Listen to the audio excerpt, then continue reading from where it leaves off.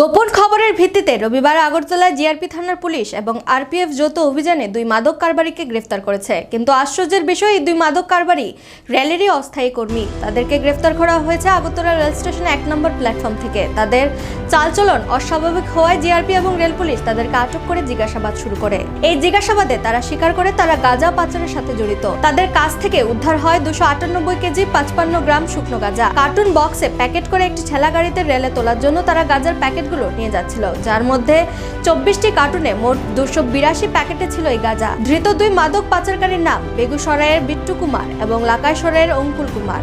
এই গাঁজা তারা দেওঘর এক্সপ্রেস করে বিহারে পাচার করার ধান্দায় ছিল।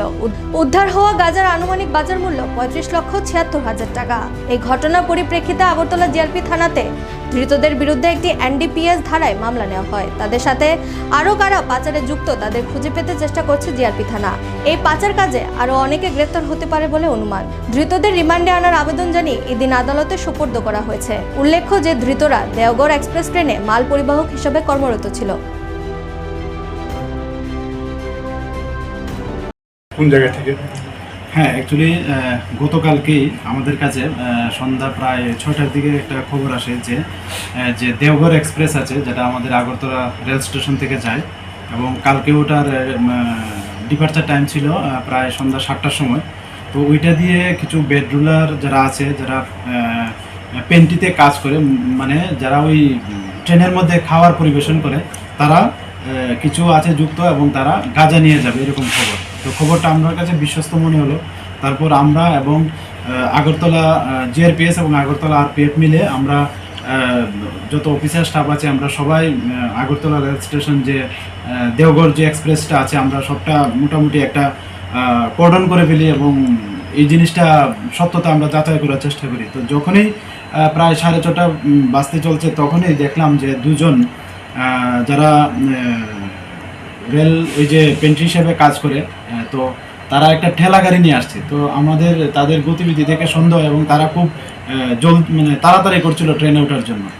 তারপর আমরা যখন জিজ্ঞেস করলাম এগুলোর মধ্যে কি, প্রথমে তো তারা মানে কিছু বলে না। তারপর আমরা যখন একটা যে কার্টুন আছে, কার্টুনটা একটু সাইড করে দেখলাম যে এটার মধ্যে গাঁজা ভর্তি।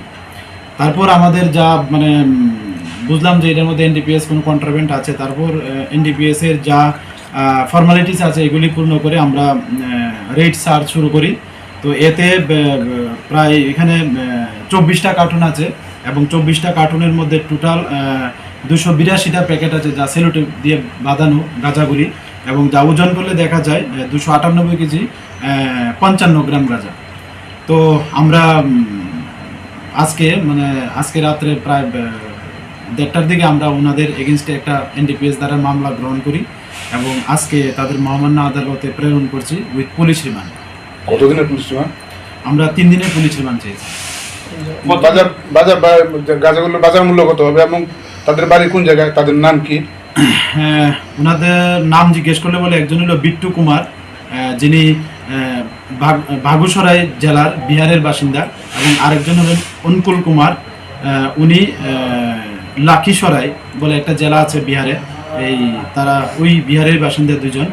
এবং তাদের জিজ্ঞাসা করলে জানতে পারি যে এগুলি ডেস্টিনেশন মানে যেখানে নিয়ে তারা গাঁজাগুলি বিক্রি করতে পারে, ওইখানে পার কেজি প্রায় 10-15 হাজার টাকা করে কেজি বিক্রি করে। তো এই যদি আমরা হিসাব ধরি, প্রায় 40 লক্ষ টাকার মানে আশেপাশে হবে আর কি বাজার মূল্য। কতদিনের পুলিশ রিমান্ড চাওয়া হবে? আমরা 3 দিনের পুলিশ রিমান্ড। পেন্টি থেকে যারা মানে আটক করেছেন, তাদের মধ্যে কারো রয়েছে এখানে?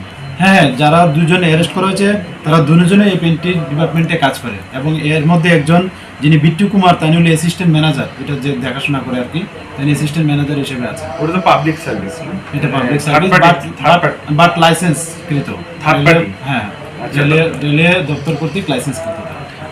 ধর্মনগর থেকে গতকাল রাতে আপনারা 5 জনকে আটক করে এনেছেন, আমরা 2 জনকে দেখতে পেলাম, বাকি আরো 3। ওনাদের জিজ্ঞাসাবাদ চলছে, দেখি আমরা তাদের কাছ থেকে আর কি বেরিয়ে আসতে পারে। তো যদি তারা নিশ্চয়ই এটার মধ্যে ইনভলভ হয়, আমরা অবশ্যই তাদেরকে অ্যারেস্ট